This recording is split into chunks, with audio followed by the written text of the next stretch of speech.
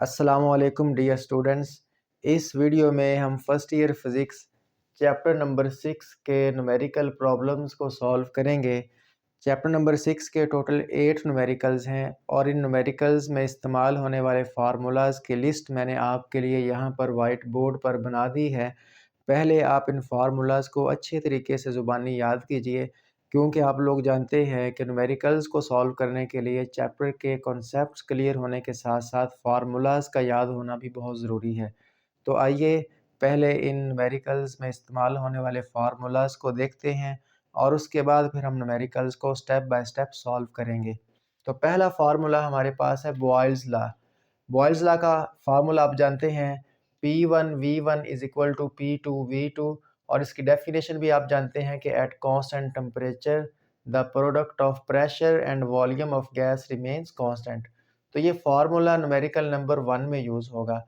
इसके बाद most famous equation ideal gas equation आपने पढ़ी है, तो इसकी ये बोल्ट्जमैन कांस्टेंट वाली फॉर्म है, PV is equal to NKBT। यहाँ पर KB is called Boltzmann constant और इसकी वैल्यू आपने ज़ुबानी याद रखनी है 1.38 इंटू 10⁻⁻23 जाउल पर केल्विन।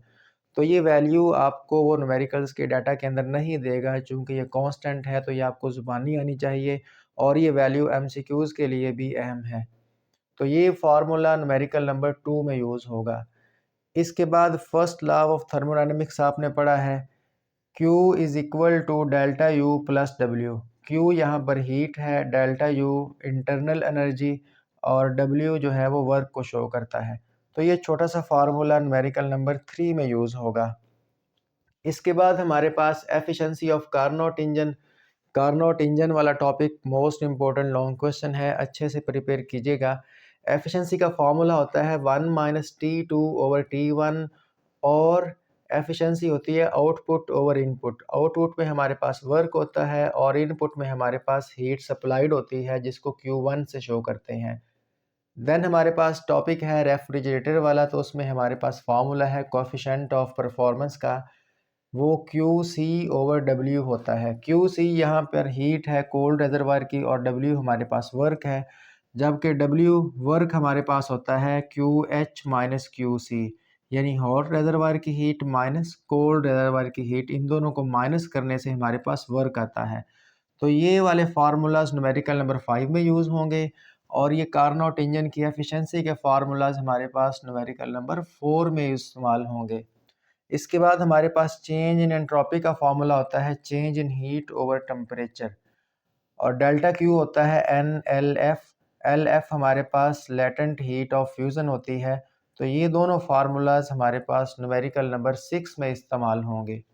इसके बाद हमारे पास चार्ल्स लॉ है। आप जानते हैं कि at constant pressure volume of gas is inversely proportional to its temperature, यानी V1/T1 is equal to V2/T2। तो ये फार्मूला न्यूमेरिकल नंबर 7 में यूज़ होगा।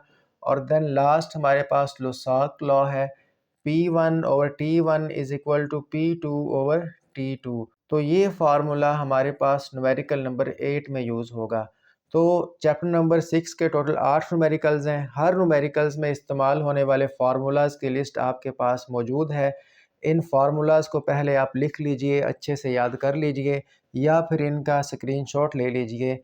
ये फार्मूलाज़ आपको आने ही चाहिए। तो इन फार्मूलाज़ को याद करने के बाद आइए अब हम इस चैप्टर का पहला न्यूमेरिकल सॉल्व करते हैं।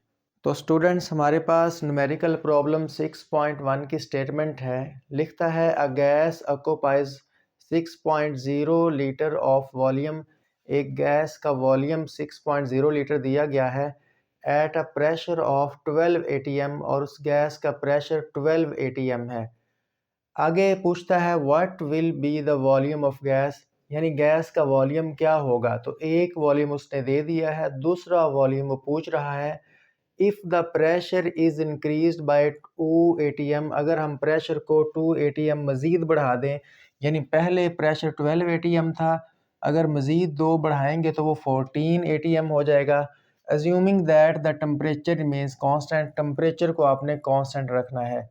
अब इसका गिवन डाटा लिखते हैं। हमारे पास इनिशियल वॉल्यूम उसने दिया है 6.0 लीटर और इनिशियल प्रेशर उसने दिया है 12 atm atmospheric pressure.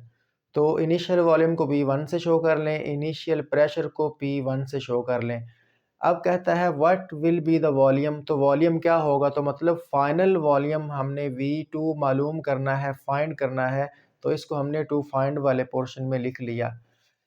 If the pressure is increased by 2 atm, अब जो फाइनल प्रेशर है वो आपने 2 atm मज़ीद बढ़ा दिया इनिशियल प्रेशर में। इनिशियल प्रेशर 12 atm है, अगर हम 2 इंक्रीज़ करेंगे इसमें 12 + 2 हमारे पास हो जाएगा 14 atm। तो ये हमारे पास न्यूमेरिकल की स्टेटमेंट थी जिसमें उसने हमें इनिशियल वॉल्यूम, इनिशियल प्रेशर दिया, फाइनल प्रेशर बताया और फाइनल वॉल्यूम हमने फाइंड करना है। तो स्टूडेंट्स इस न्यूमेरिकल को सॉल्व करने के लिए हम बॉयल्स लॉ का फार्मूला यूज़ करेंगे। बॉयल्स लॉ का formula at constant temperature the product of pressure and volume remains constant, यानी कि P1 V1 is equal to P2 V2। इस फार्मूला को यूज़ करते हैं और हम V2 को फाइंड करेंगे। तो सॉल्यूशन स्टार्ट करते हैं using Boyle's law. Boyle's law हमारे पास क्या है, P1 V1 is equal to P2 V2। अब देखिए हमने V2 फाइंड करना है, तो V2 को पहले सेपरेट करते हैं। ये हमारे पास है P1 V1, P2 इधर मल्टीप्लाई हो रहा है, इस तरफ आकर डिवाइड हो जाएगा, तो हमारे पास V2 हो गया एक साइड पे। तो इस इक्वेशन में से आपने V2 को पहले सेपरेट कर लेना है। अब इसमें हम वैल्यूज़ पुट करते हैं बाय पुटिंग वैल्यूज़। तो वैल्यूज़ हमारे पास दी हुई हैं, उनको हमने बारी बारी पुट करना है। V2 is equal to P1 हमारे पास है 12 और V1 हमारे पास है 6.0 ओवर P2 हमारे पास है 14। तो अब आप 12 को 6 के साथ मल्टीप्लाई करें, आप जानते हैं ये हमारे पास आएगा 72 और ओवर 14 वैसे ही लिख दें। अब 72 डिवाइडेड बाय 14 करें तो ये हमारे पास आएगा 5.14। ओके, तो अब वॉल्यूम का यूनिट उसने लीटर में दिया था, तो ये भी हमारे पास यूनिट लीटर में ही होगा। तो इस तरीके से हमने फाइनल वॉल्यूम फाइंड कर लिया। अब हम रिजल्ट लिख देते हैं। Hence the final volume of gas is 5.14 litre. तो देखें स्टूडेंट्स कितना आसान न्यूमेरिकल था, जस्ट आपको फार्मूला लगाना पड़ा, जो फाइंड करना है उसको साइड पे किया, वैल्यूज़ पुट की और उनको सॉल्व करने से हमारे पास फाइनल आंसर आ गया। अब इसी तरह हम सेकंड न्यूमेरिकल की स्टेटमेंट भी पढ़ते हैं और देखते हैं उसके अंदर हमें क्या डाटा दिया गया है और क्या पूछा गया है। तो न्यूमेरिकल प्रॉब्लम 6.2 कहता है in a vacuum chamber which is connected to a cryogenic pump, एक वैक्यूम चैम्बर को हमने पंप के साथ कनेक्ट किया, pressure as low as 1.00 nano pascal. जो हमारे पास प्रेशर है वो उसने दिया है, तो लिख लेते हैं pressure P is equal to 1.00 nano pascal. अब आप जानते हैं कि प्रेशर का यूनिट पास्कल होता है, तो हम इसको लिखेंगे 1.00 नैनो 10 की पावर -9 होता है और साथ पास्कल वैसे का वैसे ही लगा दें। तो उसने प्रेशर की वैल्यू दी थी और उसको हमने गिवन डाटा के अंदर लिख लिया और नैनो को हमने ख़त्म करके 10 की पावर -9 लगा दिया, उसकी वैल्यू लगा दी। तो प्रेशर आपने इतना अटेंड करना है, हासिल करना है। आगे कहता है calculate the number of molecules, तो हमने फाइंड क्या करना है, नंबर ऑफ मॉलिक्यूल्स। तो यहाँ पे हमने लिख लिया, इसको कैपिटल N से शो करना है, ये हमने मालूम करना है। इन 1.00 मीटर क्यूब वेसल, तो ये हमें उस वेसल का वॉल्यूम दिया गया है, तो हम लिख लेते हैं वॉल्यूम को कैपिटल V से शो करेंगे 1.00 मीटर क्यूब। आगे कहता है at this pressure and temperature of 300 kelvin, और हमारे पास टेम्परेचर कितना उसने दिया है 300 केल्विन। तो इस तरीके से हमने ये पूरी स्टेटमेंट पढ़ ली। इसमें हमें उसने 3 चीज़ें प्रोवाइड की हैं। पहली चीज़ प्रेशर थी, उसको हमने लिखा। दूसरी चीज़ हमारे पास वॉल्यूम की वैल्यू थी, उसको हमने यहाँ पर सेकंड नंबर पे लिख लिया। और थर्ड नंबर पे हमारे पास उसने टेम्परेचर हमें दिया है, उसको भी हमने यहाँ पे राइट डाउन कर लिया। और नंबर ऑफ़ मॉलिक्यूल्स उसने कैलकुलेट करने का कहा है, तो उसको भी हमने यहाँ पे लिख लिया है। तो फार्मूलाज़ मैंने आपको इस वीडियो के स्टार्ट में बताए हैं। वहाँ पे हमने ये फार्मूला लिखा था, ideal gas equation in the form of Boltzmann constant PV is equal to NkBT। और मैंने आपको बताया था कि Kb बोल्ट्जमैन कांस्टेंट है और इसकी वैल्यू 1.38 इंटू 10⁻11 जूल पर केल्विन आपको ज़ुबानी आनी चाहिए। तो आइए अब इसका सॉल्यूशन स्टार्ट करते हैं। बहुत ही सिंपल सा न्यूमेरिकल है। फॉर्मूला लगाते हैं, PV is equal to NkBT। अब क्योंकि हमने n मालूम करना है, n को फाइंड करना है, तो इस फार्मूला में से हम n को पहले सेपरेट करेंगे, अलहदा करेंगे। तो n के साथ kBT मल्टीप्लाई हो रहा है, तो वो इस तरफ आकर PV के बटे में आ जाएगा, PV के नीचे आ जाएगा। तो PV ओवर kBT हो जाएगा, n साइड पे कर दिया। बाय पुटिंग वैल्यूज़, इसमें वैल्यूज़ पुट करें। n is equal to P की वैल्यू हमारे पास दी गई है, प्रेशर 1.00 10⁻⁹ पास्कल, इंटू वॉल्यूम भी हमारे पास दिया गया है 1.00 मीटर क्यूब, यहाँ पे लिख दिया, ओवर Kb बोल्ट्जमैन कांस्टेंट की वैल्यू हमने यहाँ पे लिखी है, उसको पुट कर दिया। ये आपको ज़ुबानी आनी चाहिए। टेम्परेचर उसने 300 केल्विन दिया है। अब इसके बाद आसान सा स्टेप है, आप कैलकुलेटर उठाएं, इन वैल्यूज़ को स्टेप बाय स्टेप सॉल्व करें, तो आपके पास फाइनल आंसर आएगा, number of molecules is equal to 2.11 into 10⁻11 molecules.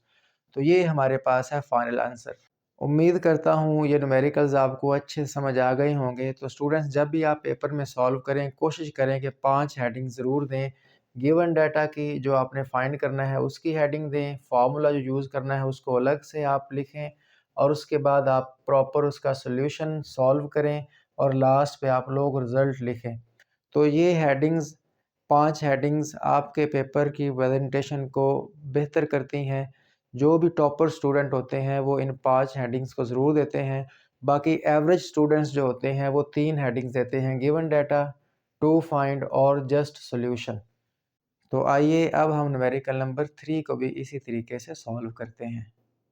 Students, numerical number 3 की स्टेटमेंट पढ़ते हैं। लिखता है, a gas undergoes a thermodynamic process. एक गैस थर्मोडायनेमिक प्रोसेस में गई, where it absorbs 500 joule of heat energy. और गैस ने 500 जाउल हीट को अब्जॉर्ब किया। तो हम गिवन डाटा के अंदर लिख लेते हैं, हीट अब्जॉर्ब्ड, हीट को हम क्यू से शो करते हैं, और ये हमारे पास उसने दी है 500 जाउल। तो यहाँ पे इसको लिख लिया 500 जाउल। अब आप जानते हैं जब गैस हीट अब्जॉर्ब करेगी तो इससे वो दो काम करती है।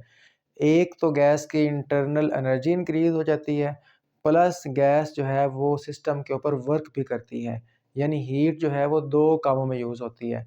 आगे लिखता है, and perform 300 joule work on its surrounding. तो गैस ने कितना वर्क किया? 300 जाउल। तो work done by the gas is equal to W, ये हमारे पास दिया गया है 300 जाउल। आगे लिखता है, calculate the change in internal energy of the gas. तो चेंज इन इंटरनल एनर्जी जिसको हम डेल्टा यू से शो करते हैं, ये हमने फाइंड करनी है। फॉर्मूला हम फर्स्ट लॉ ऑफ थर्मोडायनामिक्स का यूज़ करेंगे। Heat absorb by the gas is equal to change in internal energy plus work done by the gas on the system और सराउंडिंग। तो यहाँ पे इसका हम सॉल्यूशन स्टार्ट करते हैं। लिखते हैं, using first law of thermodynamics, यानी हमने फर्स्ट लॉ ऑफ थर्मोडायनामिक्स का ही इस्तेमाल करना है जो हमारे पास लिखा हुआ है, Q is equal to delta U plus W। अब क्योंकि हमने delta U means that change in internal energy को फाइंड करना है, तो उसको सेपरेट कर लेते हैं। तो चेंज इन इंटरनल एनर्जी हमारे पास आएगा Q माइनस W, यानी हमने इस फार्मूला से डेल्टा U को सेपरेट कर लिया। W इधर प्लस हो रहा था, उधर जाकर माइनस हो जाएगा, तो Q minus W is equal to delta U। अब इसमें हम वैल्यूज़ पुट करते हैं, बहुत ही सिंपल सा न्यूमेरिकल है। बाय पुटिंग वैल्यूज़, तो आप देखें delta U is equal to Q हमारे पास उसने दिया हुआ 500, इसकी वैल्यू पुट कर दें, माइनस W हमारे पास 300, इसकी वैल्यू पुट कर दें। अब 500 में से 300 को माइनस कर दें तो ये आएगा 200 जाउल। तो हमने change in internal energy find करनी थी, जो हमारे पास आई 200 जॉल। तो हम रिजल्ट लिख लेते हैं, hence the change in internal energy of the gas is 200 जॉल। तो ये एक सिंपल और बहुत ही इजी सा न्यूमेरिकल था जिसको हमने सॉल्व किया। आइए अब हम न्यूमेरिकल नंबर 4 को सॉल्व करते हैं। लिखता है, a Carnot engine is operating between a high temperature reservoir at 600 kelvin. Carnot engine का जो हाई टेम्परेचर है वो हमारे पास 600 केल्विन है। तो हम गिवन डाटा में लिख लेते हैं, हाई टेम्परेचर इसको T1 से शो करेंगे 600 kelvin, and low temperature reservoir at 300 kelvin, और लो टेम्परेचर हमारे पास उसने दिया है 300 केल्विन। तो इसको भी लिख लेते हैं, low temperature T2 is equal to 300 kelvin. It means that पहले सेंटेंस में हमें उसने हाई टेम्परेचर 600 केल्विन दिया और लो टेम्परेचर 300 केल्विन दिया, और दोनों को हमने लिख लिया। हाई टेम्परेचर को T1 से शो करते हैं, लो टेम्परेचर को T2 से शो करते हैं। कैलकुलेट, हमने कैलकुलेट क्या करना है, इसके दो पार्ट्स है 1 और 2। पहले पार्ट में कहता है मैक्सिमम पॉसिबल एफिशिएंसी फाइंड करें, तो हम 2 फाइंड में लिख लेते हैं। पार्ट 1 हमने एफिशिएंसी को फाइंड करना है, एफिशिएंसी को ईटा से शो करते हैं। पार्ट 2 में कहता है the amount of work output, आपने वर्क आउटपुट यानी डब्ल्यू फाइंड करना है। If the engine absorbs 500 joule of heat, तो ये अब उसने एक और हमें वैल्यू दे दी, हीट अब्जॉर्ब्ड, इसको Q1 से शो करेंगे 500 जाउल। हीट अब्जॉर्ब्ड Q1 होती है और हीट रिजेक्टेड Q2 होती है from the high temperature reservoir. तो हमारे पास डाटा 3 चीज़ें दी गई हैं, 1, 2 और ये 3, और हमने 2 चीज़ें फाइंड करनी है, एफिशिएंसी हमने फाइंड करनी है और वर्क आउटपुट हमने फाइंड करना है। इसको हमने यहाँ पे लिख लिया। आइए अब इन दोनों पार्ट्स को बारी बारी सॉल्व करते हैं। पहले हम पार्ट 1 को सॉल्व करेंगे जिसमें हमने एफिशिएंसी फाइंड करनी है। तो एफिशिएंसी का फार्मूला हम जानते हैं, we know that efficiency eta is equal to 1 minus T2 over T1। अब इसमें हम वैल्यूज़ पुट करेंगे, तो यहाँ पे वैल्यूज़ पुट करते हैं बाय पुटिंग वैल्यूज़। तो ये हमारे पास बनेगा eta is equal to 1 minus T2 हमारे पास 300 है, ओवर T1 हमारे पास 600 है। अब आप इसको सॉल्व करिए। 600 यहाँ पे हम एलसीएम ले लेते हैं, तो ये आएगा 600 माइनस 300। तो ईटा इज इक्वल टू 600 में से 300 माइनस करेंगे तो 300 आएगा, ओवर 600। यहाँ पे इसको सॉल्व करने से ये 1 ओवर 2 आएगा। ठीक है, 2 0 से 2 0 काट दें, 3 1 3 3 2 6, तो 1/2 आया। और आप जानते हैं 1/2 होता है 0.5। अब एफिशिएंसी को हम हमेशा परसेंटेज की फॉर्म में लिखते हैं, तो परसेंटेज में ले जाने के लिए आप क्या करेंगे, इसको 100 के साथ मल्टीप्लाई कर देंगे, तो ये बनेगा 50%। तो ये हमने पार्ट ए सॉल्व कर लिया, हमारे पास मैक्सिमम पॉसिबल एफिशिएंसी आई 50%। अब हम पार्ट बी को सॉल्व करते हैं, यानी इसका जो दूसरा पार्ट है उसको सॉल्व करते हैं। तो इसकी हेडिंग दे लेते हैं पार्ट 2। तो पार्ट 2 के अंदर हमने वर्क आउटपुट फाइंड करना है, the amount of work output. तो इसके लिए हम दोबारा फिर फार्मूला लगाएंगे। एफिशिएंसी का फार्मूला होता है आउटपुट ओवर इनपुट। आउटपुट में हमारे पास वर्क होता है और इनपुट में जो हीट अब्जॉर्ब्ड होती है उसको हम यहाँ पे लेते हैं। अब क्योंकि हमने तो वर्क फाइंड करना है, तो वर्क को सेपरेट करेंगे, Q1 इधर जाकर मल्टीप्लाई हो जाएगा, तो बनेगा eta Q1 is equal to W। यानी हमने इस फार्मूला में से W को सेपरेट कर लिया क्योंकि हमने वर्क फाइंड करना है। इसमें वैल्यूज पुट करते हैं बाय पुटिंग वैल्यूज। तो W इज इक्वल टू ईटा, अभी हमने फाइंड किया, इसकी वैल्यू आई 0.5। यानी आपने वैल्यू परसेंटेज वाली नहीं पुट करनी, ये सिंपल पुट करनी है। और Q1 हमारे पास उसने दिया हुआ है 500। आप ईटा की जगह पे इसकी वैल्यू 0.5 अगर नहीं पुट करना चाहते तो ईटा की वैल्यू 1/2 भी पुट कर सकते हैं। यानी ईटा जो हमने फाइंड किया इसकी वैल्यू चाहे ये वाली पुट कर लें चाहे 0.5 पुट कर लें, दोनों में से कोई एक पुट कर लें। अब इसको सॉल्व करना आसान है। 500 का हाफ आप जानते हैं 250 होता है, तो वर्क हमारे पास आ गया 250 जूल।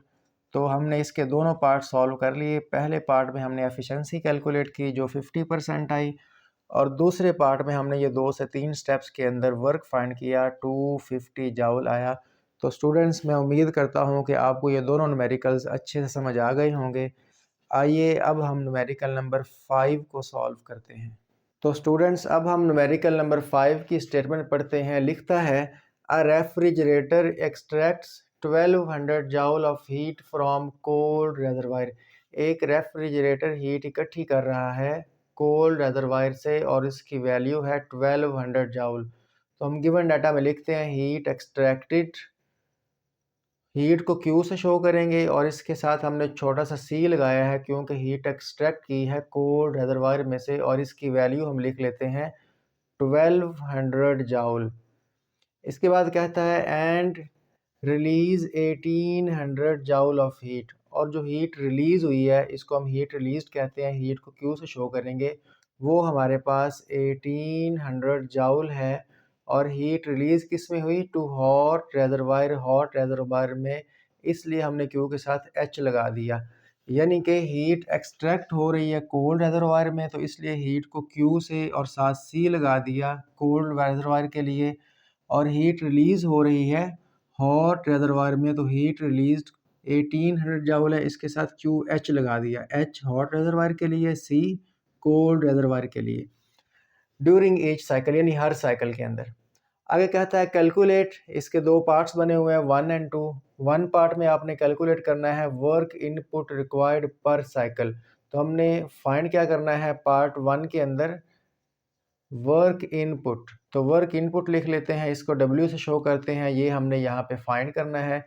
इसके बाद पार्ट 2 जो है उसके अंदर हमने क्या कैलकुलेट करना है वो देख लेते हैं। तो पार्ट 2 में द कोएफिशिएंट ऑफ परफॉर्मेंस यानी कि COP ऑफ द रेफ्रिजरेटर हमने कैलकुलेट करना है। तो पार्ट 2 में यहाँ पे लिख लेते हैं कोएफिशिएंट ऑफ परफॉर्मेंस, इसको E से शो करते हैं, ये हमने फाइंड करना है।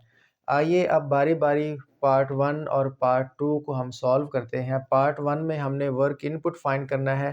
इसका फार्मूला मैंने आपको लिखवाया था कि वर्क इनपुट हमारे पास क्या होता है, W is equal to QH minus QC, यानी हॉट रेजरवायर की हीट माइनस कोल्ड रेजरवायर वाली हीट, इन दोनों को माइनस करने से वर्क का फार्मूला आता है। तो इसमें वैल्यूज़ पुट करते हैं तो हमारे पास वर्क आ जाएगा बाय पुटिंग वैल्यूज़। तो W इज़ इक्वल टू हमारे पास आएगा QH, वो हमारे पास 1800 है, 1800 जूल माइनस QC, ये हमारे पास 1200 है। तो अब आप 1800 में से 1200 माइनस करेंगे तो ये आएगा 600, और वर्क काउंट जूल होता है। तो देखें इस तरीके से हमने कितनी इजी वे में वर्क को फाइंड कर लिया। अब हम इसका पार्ट 2 सॉल्व करते हैं, और पार्ट 2 में हमने कोएफिशिएंट ऑफ परफॉर्मेंस को कैलकुलेट करना है। तो पार्ट 2 जो है उसकी हेडिंग यहाँ पे दे ली। पार्ट 2 में हमने कोएफिशिएंट ऑफ परफॉर्मेंस फाइंड करना है। तो इसका फार्मूला मैंने आपको इस वीडियो के स्टार्ट के अंदर फार्मूला लिस्ट के अंदर बताया था। कोएफिशिएंट ऑफ परफॉर्मेंस को E से शो करते हैं, ये होता है हीट कोल्ड रेजरवायर की ओवर हमारे पास वर्क होता है। फार्मूलाज आपको याद करने पड़ेंगे, मैंने आपको लिस्ट बना के आपकी आसानी के लिए दे दी थी, वो आप ज़रूर याद कीजिए, फार्मूला के बगैर गुजारा नहीं होने वाला। अब इसमें वैल्यूज़ पुट करते हैं बाय पुटिंग वैल्यूज़, ताकि हम COP की वैल्यू फाइंड कर सकें। तो E is equal to QC हमारे पास 1200 है, और वर्क उसने यहाँ पे नहीं दिया हुआ लेकिन हमने यहाँ पे फाइंड कर लिया हुआ है 600। अब यहाँ पे आप 2 ज़ीरो से 2 ज़ीरो कैंसिल कर दें, 12/6 आप जानते हैं हमारे पास 2 होगा, तो इसको यहाँ पे हम 2 लिख लेते हैं। तो इसका यूनिट नहीं होगा क्योंकि हीट का यूनिट भी जूल होता है और वर्क का यूनिट भी जूल, तो ये आपस में कट जाएंगे। तो कोएफ़िशिएंट ऑफ परफॉर्मेंस की सिर्फ वैल्यू होती है, इसका यूनिट नहीं होता। ये हमारे पास दोनों वैल्यूज़ आ चुकी हैं, पार्ट 1 भी और पार्ट 2 भी। आप लोग देख रहे हैं स्टूडेंट्स कितने आसान न्यूमेरिकल हैं, जस्ट आपको फार्मूलाज़ याद करने पड़ेंगे, वैल्यू उसने दी होती है, आप वैल्यूज़ को फार्मूला लगाएँ, उसमें पुट करें और आपका डायरेक्ट आंसर आ जाता है। यानी ये न्यूमेरिकल कुछ भी मुश्किल नहीं है। आइए अब हम न्यूमेरिकल नंबर 6.6 करते हैं। इसमें कहता है कैलकुलेट द एंट्रोपी चेंज। आपने एंट्रोपी चेंज कैलकुलेट करनी है, तो हमने टू फाइंड में लिख लिया चेंज इन एंट्रोपी। इसको डेल्टा एस से शो करते हैं। एंट्रोपी का सिंबल एस होता है, डेल्टा चेंज को शो करता है, तो delta S change in entropy हमने फाइंड करनी है। व्हेन 1 मोल ऑफ आइस, तो हमारे पास गिवन डाटा के अंदर नंबर ऑफ मोल्स दिए गए हैं आइस के। नंबर ऑफ मोल्स हमारे पास क्या है, 1 मोल, तो इसको 1 लिख लें। एट 0 डिग्री, तो हमारे पास टेम्परेचर ऑफ आइस भी दिया गया है 0 डिग्री। अब आप जानते हैं कि टेम्परेचर का एसआई यूनिट केल्विन होता है और 0 डिग्री इक्वल होता है 273 केल्विन के। तो नंबर ऑफ मोल्स और टेम्परेचर दिया गया, हमने लिख लिया। Melts to form liquid water at the same temperature. तो यहाँ तक ये न्यूमेरिकल्स की स्टेटमेंट है और इस न्यूमेरिकल के लास्ट पे ब्रैकेट के अंदर heat of fusion of ice पर मोल भी दी गई है 6.01 इंटू 10 की पावर 3 जाउल। तो इसको भी हम गिवन डाटा में लिख लेते हैं, latent heat of fusion of ice पर मोल। इसको एल एफ से शो करेंगे। एल लेटेंट हीट के लिए, एफ जो है वो फ्यूज़न के लिए आता है। इसकी वैल्यू दी हुई है उसने गिवन डाटा में, तो यहाँ पे इसको लिख लें। अब क्योंकि हमने चेंज इन एंट्रोपी फाइंड करनी है, तो इसका फार्मूला भी हमने स्टार्ट के अंदर लिखा था। चेंज इन एंट्रोपी होता है डेल्टा क्यू ओवर टी। अब क्योंकि हमारे पास टेम्परेचर तो है लेकिन डेल्टा क्यू नहीं है, तो डेल्टा क्यू किसके बराबर होता है, एन इंटू एल एफ। तो डेल्टा क्यू की जगह पे इसकी ये वैल्यू पुट कर दें, n L F over T. तो ये वाला फार्मूला हम यूज़ करेंगे चेंज इन एंट्रोपी को फाइंड करने के लिए।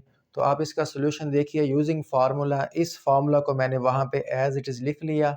बाय पुटिंग वैल्यूज़ पुट करते हैं, डेल्टा एस वैसे लिख लें इज़ इक्वल टू एन की वैल्यू हमारे पास 1 है, 1 पुट कर दी। और हमारे पास लेटेंट हीट ऑफ फ्यूज़न की वैल्यू 6.01 इंटू 10 की पावर 3 उसको लिख लिया। ओवर टेम्परेचर हमारे पास 273 केल्विन, इसको पुट कर लिया। अब आप कैलकुलेटर में ये वैल्यूज़ पुट करें, दोनों को डिवाइड करें, तो आपके पास आंसर आएगा 22.0। और चेंज इन एंट्रोपी का यूनिट होता है जाउल पर केल्विन।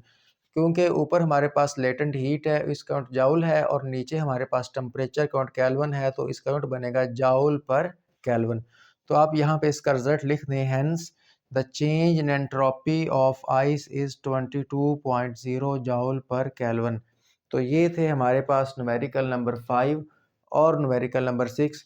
बहुत ही आसान न्यूमेरिकल से, जस्ट आपने फार्मूलाज लगा के वैल्यू पुट करनी है और आपका आंसर आ जाएगा। स्टूडेंट्स, अब हम इस चैप्टर के लास्ट 2 न्यूमेरिकल्स सॉल्व करेंगे। ये दोनों न्यूमेरिकल्स बहुत ही आसान हैं। एक बात याद रखिएगा, इन दोनों न्यूमेरिकल्स में जो भी क्वांटिटी है वो दो दफ़ा दी गई है। यानी प्रेशर भी 2 दफ़ा दिया होगा, इनिशियल और final pressure P1 P2। Volume भी 2 दफ़ा दिया गया होगा, इनिशियल वॉल्यूम और फाइनल वॉल्यूम यानी V1 और V2। इस तरह टेम्परेचर भी आपको 2 दफ़ा दिया गया होगा। तो आइए हम न्यूमेरिकल नंबर 6.7 की स्टेटमेंट पढ़ते हैं। कहता है अ गैस ऑक्यूपाइज 400 मिलीलीटर। तो ये हमारे पास वॉल्यूम है गैस का, तो लिख लेते हैं इनिशियल वॉल्यूम यानी V1 400 मिलीलीटर एट 20 डिग्री। और ये टेम्परेचर है उस गैस का, तो हम इसको भी लिख लेते हैं इनिशियल टेम्परेचर T1 20 डिग्री। अब आप जानते हैं कि टेम्परेचर का ऐसा यूनिट केल्विन होता है, तो हमें डिग्री सेंटीग्रेड से केल्विन में जाना है। तो डिग्री सेंटीग्रेड से केल्विन में जाने के लिए 273 ऐड करते हैं। तो 20 में 273 ऐड करेंगे तो हमारे पास आएगा 293 केल्विन। तो ये हमारे पास पहला सेंटेंस था, इसमें वॉल्यूम और टेम्परेचर दिया गया। अब कहता है व्हाट वॉल्यूम, तो अब वॉल्यूम आपने फाइंड करना है। तो पहला वॉल्यूम इनिशियल था, उसको V1 से शो करें। अब हमने जो वॉल्यूम फाइंड करना है वो होगा फाइनल वॉल्यूम, जिसको V2 से शो करें। ये हमने फाइंड करना है ऑक्यूपाई एट 80 डिग्री। तो ये हमें अब दूसरा टेम्परेचर दिया गया है, इसको हम फाइनल टेम्परेचर से शो करेंगे, T2 कहेंगे 80 डिग्री। अब ये भी डिग्री सेंटीग्रेड में है, इसको भी केल्विन में कन्वर्ट करें तो डिग्री सेंटीग्रेड से केल्विन में जाने के लिए 273 ऐड करते हैं तो 80 प्लस 273 हमारे पास आएगा 353 केल्विन, अज्यूमिंग कांस्टेंट प्रेशर, और इस पूरे प्रोसेस में प्रेशर जो है वो कांस्टेंट रहा। तो आपने देखा हमें इनिशियल वॉल्यूम दिया गया, फाइनल वॉल्यूम हमने फाइंड करना है। इनिशियल टेम्परेचर और फाइनल टेम्परेचर दोनों दिए गए हैं, तो ये हमने गिवन डाटा और टू फाइंड को कंप्लीट कर लिया। तो इस न्यूमेरिकल को सॉल्व करने के लिए हम चार्ल्स लॉ लगाएंगे। चार्ल्स लॉ क्या होता है कि at constant pressure the volume of gas is inversely proportional to its temperature, यानी कि V1/T1 is equal to V2/T2। इसका सोल्यूशन स्टार्ट करते हैं यूजिंग चार्ल्स लॉ। हमारे पास इसका फॉर्मूला लिखा हुआ है V1/T1 is equal to V2/T2। अब क्योंकि हमने फाइनल वॉल्यूम यानी कि V2 फाइंड करना है, तो इसलिए हम V2 को सेपरेट करेंगे। ये V1 और ये T2 को उधर ले जाते हैं, इस तरफ ये डिवाइड हो रहा है, जब ये उधर जाएगा इस तरफ लेफ़्ट साइड की तरफ तो ये मल्टीप्लाई हो जाएगा T2/T1। अब इस तरफ सिर्फ V2 रह गया, ठीक है, इसको लिख लेते हैं। तो अब हमने क्या किया, V2 क्योंकि हमने फाइंड करना है उसको हमने इधर रखा और T2 को उधर जाकर मल्टीप्लाई कर दिया, तो ये हमारे पास V2 सेपरेट हो गया। इसमें हम वैल्यूज़ पुट करेंगे, तो बाय पुटिंग वैल्यूज़ पुट करने से हमारे पास आंसर आएगा। अब इसको हम तरतीब से लिख लेते हैं, V2 को इस तरफ लिख लेते हैं और ये है V1। तो V1 हमारे पास है 400 और इसका यूनिट मिलीलीटर है, हमने यहाँ पे मिली ख़त्म नहीं किया, तो हमारे पास जो फाइनल वॉल्यूम आएगा उसका यूनिट भी मिलीलीटर ही होगा। T2 हमारे पास 353 है ओवर T1, तो T1 हमारे पास है 293, यानी हमने V1 T2 ओवर T1 की वैल्यूज़ पुट कर दी। अब इसको कैलकुलेटर सॉल्व करते हैं तो V2 is equal to 400 multiply by 353, तो ये हमारे पास आया 141200 ओवर 293। अब इसको डिवाइड करते हैं 293 पे, तो ये हमारे पास आया V2 इज़ इक्वल टू 482 और इसका यूनिट क्या होगा, मिलीलीटर, क्योंकि हमने वॉल्यूम को मिलीलीटर में ही पुट किया है तो हमारे पास आंसर भी मिलीलीटर में आएगा। तो hence final volume of gas is 482 millilitre. तो स्टूडेंट्स आप पेपर के अंदर भी न्यूमेरिकल को इसी तरीके से सॉल्व करेंगे। गिवन डाटा कंप्लीट लिखें, जो फाइंड करना है उसको प्रॉपर मेंशन करें, जो फार्मूला यूज़ करना है उसको पहले सेपरेट लिखें, फिर सॉल्यूशन के अंदर उसी फार्मूला से आप इसका स्टार्ट लें, जो चीज़ फाइंड करनी है उसको अलहदा करें, वैल्यूज़ पुट करें, कैलकुलेटर से सॉल्व करें, आंसर आएगा, फिर उस आंसर को आपने रिज़ल्ट के अंदर लिखना भी है। तो ये न्यूमेरिकल को अटैम्प्ट करने का सबसे बेस्ट मेथड है। अब हम इस चैप्टर का लास्ट न्यूमेरिकल सॉल्व करते हैं। ये भी इसी तरह का ही है, बहुत ही आसान है। आइए इसकी स्टेटमेंट पढ़ते हैं। कहता है a gas has pressure of 2 atm। तो हमारे पास गैस का प्रेशर दिया गया है, तो इसको लिख लेते हैं। इनिशियल प्रेशर P1 से शो करेंगे 2 atm है एट 300 केल्विन, और उस वक्त उसका टेम्परेचर 300 केल्विन है। जब प्रेशर 2 atm है तब टेम्परेचर 300 केल्विन दिया गया है। तो ये हमारे पास इनिशियल टेम्परेचर है, इसको T1 से शो करेंगे 300 केल्विन। अब पूछता है व्हाट प्रेशर, एक प्रेशर उसने दे दिया, जो प्रेशर दिया वो इनिशियल था P1। अब जो पूछ रहा है वो फाइनल प्रेशर है, तो इसको लिख लेते हैं फाइनल प्रेशर P2, यानी हमने फाइंड करना है। विल इट हैव 450 केल्विन, यानी जब टेम्परेचर 450 केल्विन होगा तब प्रेशर क्या होगा, तो हमारे पास फाइनल टेम्परेचर क्या आ गया, 450 केल्विन, अज्यूमिंग कांस्टेंट वॉल्यूम, और इस पूरे प्रोसेस में वॉल्यूम जो है वो कांस्टेंट रहा। तो देखें यहाँ पे एक प्रेशर दिया गया है, दूसरा प्रेशर आपने फाइंड करना है, जबकि इनिशियल और फाइनल दोनों टेम्परेचर्स आपको दिए गए हैं। तो हमने गिवन डाटा के अंदर ये तीनों वैल्यू लिख ली, और जो हमने फाइंड करना है फाइनल प्रेशर वो भी हमने टू फाइंड वाले पोर्शन में लिख लिया। अब हम यहाँ पे फॉर्मूला यूज़ करेंगे, at constant volume pressure of gas is directly proportional to its temperature. जिस तरह हमारे पास चार्ल्स लॉ था, at constant pressure volume of gas is directly proportional to its temperature, यानी V1/T1 is equal to V2/T2। इसी तरह हमारे पास लोसाक law ये कहता है कि at constant volume pressure of gas is directly proportional to its temperature, यानी P1/T1 is equal to P2/V2। फार्मूलाज़ आपको याद करने पड़ेंगे, ये बहुत ही ज़रूरी हैं। अब हम इसका सॉल्यूशन स्टार्ट करते हैं। इस फार्मूला को आप एज़ इट इज़ वहाँ पे लिखें। यहाँ पे आपने P2 फाइंड करना है तो आपको P2 साइड पे करना पड़ेगा, बिल्कुल जिस तरह हमने यहाँ पे V2 को साइड किया, इस T2 को उधर ले गए, यहाँ पर भी आप T2 को इधर ले आएँ। तो ये आपके पास फार्मूला आ गया। वैल्यूज़ पुट करें, P1 की वैल्यू आपके पास 2 है, T2 की वैल्यू आपके पास 450 है, ओवर T1 की वैल्यू 300 है। अब 450 को 2 से मल्टीप्लाई करें, डबल हो जाएगा 900 ओवर 300। 2 ज़ीरो से 2 ज़ीरो काट दें, 3 1 3 3 3 9, तो ये हमारे पास फाइनल प्रेशर आ गया 3 एटीएम। रिजल्ट लिख दें, hence the final pressure is 3 ATM. तो देखें स्टूडेंट्स, कितने आसान न्यूमेरिकल हैं और कितने ही इजी मेथड से ये सॉल्व हो गए हैं। तो मैं उम्मीद करता हूँ कि आपको इस चैप्टर के न्यूमेरिकल अच्छे लगे होंगे, आपने इसको एंजॉय करते हुए सॉल्व किया होगा। बहुत ही सिंपल न्यूमेरिकल थे। मुझे खुशी है कि आपने मेरे साथ मिलकर इन न्यूमेरिकल्स को सॉल्व किया, समझा।